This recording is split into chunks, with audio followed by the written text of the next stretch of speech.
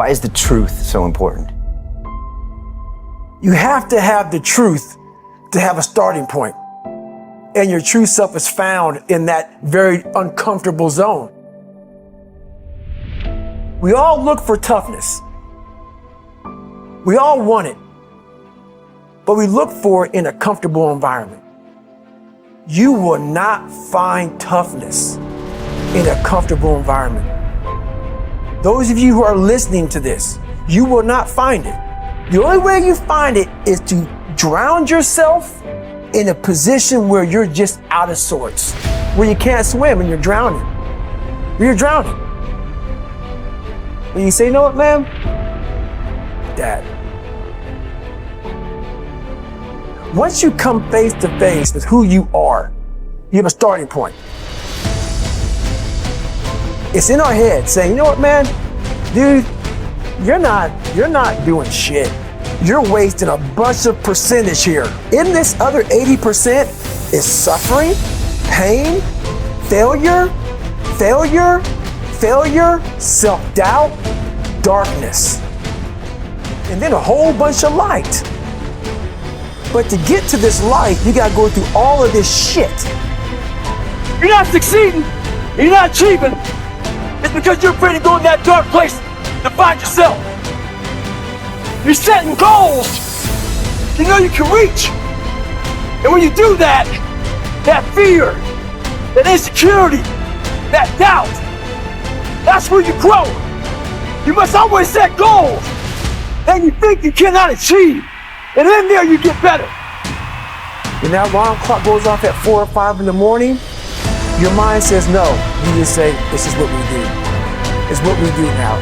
Because to get to where you want to go, the amount of pain involved, the amount of mental pain, of how many times you're going to have to do something that you don't want to do to get to where you want to go. Every day, you must ask yourself, did I do enough? And then once you do this over and over and over again, it becomes like breathing. I don't want to live this lifestyle, but to get to the other side of this, I have to. So if you really want it, you realize what trying is and what trying is not.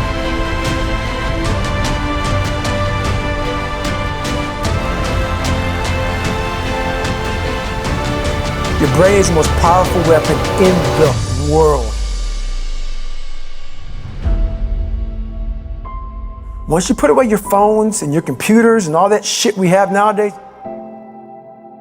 your brain is the only thing you have when you're going through depression, when you're going through hard times, when you're going through death, real life shit. You can't Google that shit, man. You're alone. You're alone. You may have a shrink you're going to, you may have a best friend you're going to, but there's 24 hours in a day where you're alone in this brain. And your brain is talking to you in all kinds of ways. And it wants to control you and pull you in these different pockets. If you can't control your own brain and your brain controls you, you're fucked. You gotta tell your brain where you wanna go and how you wanna go and how you wanna get there. You gotta control it. If not, it's over. It's over. All I knew back then was hard work. You gotta work hard. You gotta work hard. I can't get this paragraph. I can't remember what the fuck's in this paragraph to pass this test to get in the military. Read again. Still not getting it. Read again. But if you're not getting it, write it out. And that's how I started learning. I realized if I keep going back and going back and going back until the shit just becomes, your mind will say, fuck, okay, we're gonna figure it out. We'll find a way. Because he is not going to stop. It's not like, I'm gonna try one more time. No, alarm clock goes off, boop, we're going back. I can't read right, we're going back. I gave myself no way out, and my mind realized that. It's okay, we're gonna adapt and overcome now. That was my mindset. And that's how you get through things. You put yourself, you immerse yourself wherever it is, and you become that. I became hell. And that became my new norm. I gave myself no way out. There was nothing outside these walls of hell. Nothing.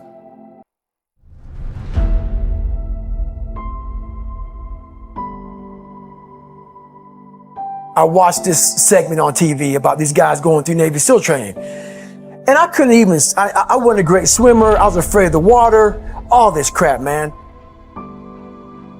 I saw these guys just quitting. But at the very end, it says 22 guys. This commanding officer's up there and he gives this great speech. So I started visualizing me being the 23rd guy, sitting there with these guys. I said, man, if I could feel that, that would change my life. And what was that feeling you wanted so bad? Respect, accomplishment? No, victory. I wanted to win. Not like beat somebody else. It wasn't about that. I just wanted to go the distance. Everything in my life, when something got hard, I quit. I had to work harder than you, so I quit. Like, man, if I could just go that distance, that extra mile, to just go, just to finish. I want to finish.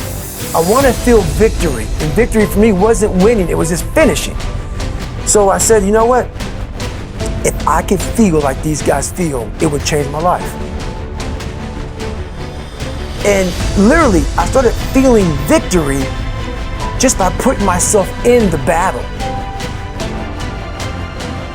I started realizing, man, just by going to war with myself every day and putting these challenges and these goals and these obstacles, these insurmountable obstacles, now we can move from there. But if you look at it as, man, I'm broken and I'm still here. And I'm fighting and I'm gonna find a way to get through this because I have no other place to go. It gives you a lot of power.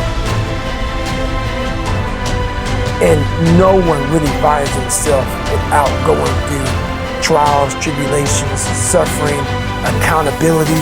And accountability is suffering. Being accountable every fucking day for doing right for yourself, for the people next to you, it's miserable.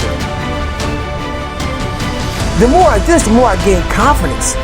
And then the more I gain confidence, the more I realize, fuck these Navy SEALs, man. These guys can't do what I'm doing right now. I had no coach, had no trainer, had no money. I didn't know how to lose weight. I had no knowledge of what I was doing. I was just working. I was just sacrificing.